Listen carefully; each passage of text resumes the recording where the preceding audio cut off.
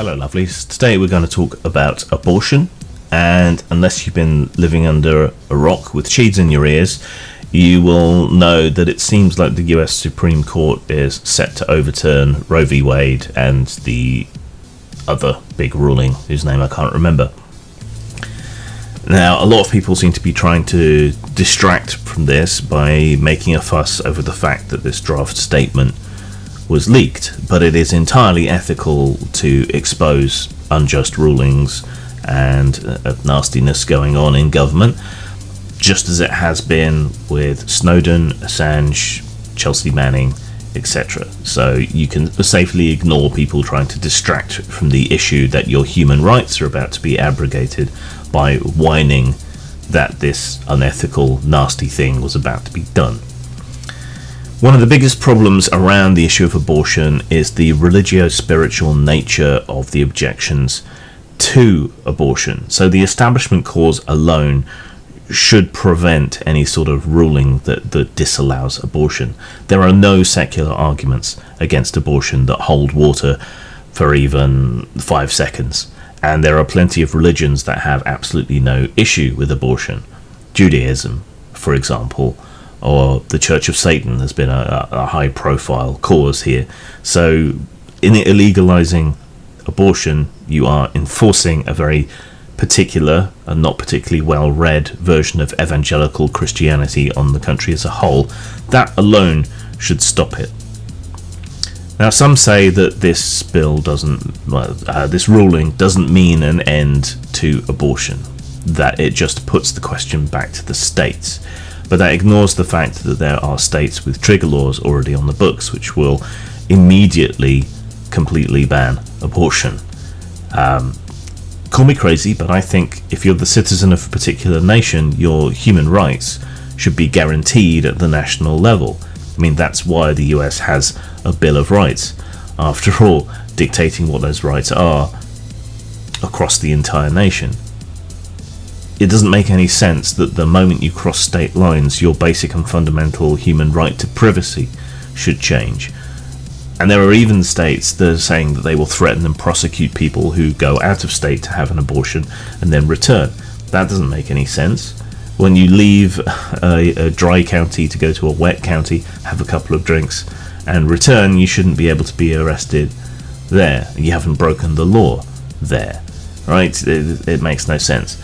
So this, again, is a distraction and ignoring the facts. Sure, abortion will remain legal and accessible in other states, but those aren't the people we're worried about. It's the people in the other states, the bad states, who are going to have their human rights removed. That's who we need to worry about. It's possible to worry about people other than yourself and other than your immediate neighbours. And this is a concern about human rights. When people do try to make some sort of secular argument, they'll typically argue that the fetus or blastocyst or whatever other developmental stage is human. How do you define human? If you define it genetically, then most of the cells in your body carry the information to create a whole new human being, but we don't fuss about the loss of them, cutting off a gangrenous limb or anything like that. A tumour, even. It's separate from you. Well, if you have a half-absorbed dead fetal twin, you can have that removed and nobody would make a fuss about that. Now, being alive doesn't cut it. Being human genetically doesn't cut it. About the only thing we can say that really defines us as human is consciousness. And to be a human being, perceiving, thinking, feeling. Prior to consciousness, you really might as well be talking about a tumour or a growth or a cyst, something like that. Before consciousness, it doesn't matter. So what are the facts? The scientific consensus is that a fetus cannot even potentially feel pain until at least the 24th week. The first stutterings of fetal consciousness occur around 20 weeks, where the parts of the brain that are responsible for our consciousness begin to fleetingly flicker on and off. But this activity only becomes synchronous and ongoing from around 27 weeks. This activation in the conscious centers of the brain is the only real evidence we have that the transition has been made from lump of flesh to a human being. And if we're being very conservative, that's not even happening until the 20th week. Here in the UK, where I trust the statistics better, elective abortion is allowed up until 24 weeks, which is well within that 27-week boundary. In the UK, abortion for medical reasons, primarily the mental or physical problems that the mother might have, or deformity and issues for the fetus, that's allowed later. Nonetheless, despite that, here in the UK, 91% of abortions take place prior to 13 weeks, and medical abortions make up roughly half of those abortions. About 1% of abortions total are due to fetal deformity here in the UK. I think we also have to take into account some facts like contraception fails, and that it's unrealistic to expect people not to have sex, this being a primary driving force behind our instincts, our humanity even. Then there's the effects of an unwanted pregnancy to consider. An unwanted pregnancy can curtail a woman's academic or professional career, and these days you can't get by on one person's income, even assuming that she's part of a couple. Unwanted children and children raised in the care system are more likely to be criminal, more likely to be a societal problem as a demographic. There is a fairly big dip in crime associated with the legality of abortion in the States.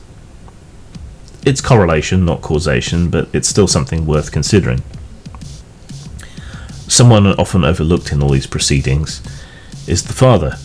Now, obviously, you can't force someone to stay pregnant, but you can even out the rights issue here by saying that a man should be able to have the opportunity to surrender his legal rights as a parent and his legal responsibilities as a parent within the same period that the woman should be allowed an elective abortion.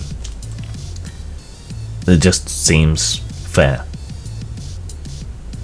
Some people argue that abortions cause mental distress and many people regret them, but this seems to be a societal issue, because in countries where abortion is not considered a big deal, you find much less mental distress. So this seems to be a factor not of the fact of abortion itself, but because of the societal reaction to it.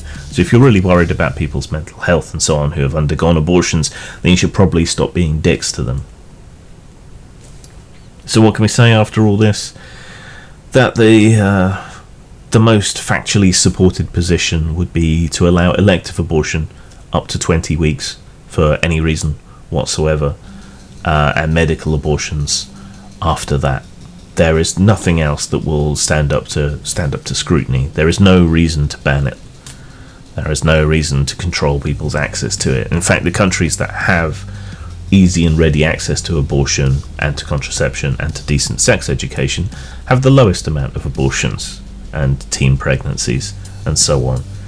And yet the same people who argue against abortion would argue against sex education, free and ready access to contraception, and so on. It's kind of self-defeating. I also think we have to point something else out here. If you're so desperate, if you care so much about children, your concern should not stop the moment they're ejected from the vagina into the world, right? To be consistent, you would have to be voting for, pressuring for more support for adoption, more state protection and places for abandoned and unwanted children so that they can be adopted out. You would want to invest in childcare, perhaps provide for it at the state level for people, to minimise the impact of unwanted pregnancy on them. You would want more support for single mothers. You'd want more investment in education, all of these other things. But no, those are socialistic, aren't they? so you would not support those. So you just want more children, but the moment they enter the world, you couldn't give a fuck. That's not a consistent position whatsoever.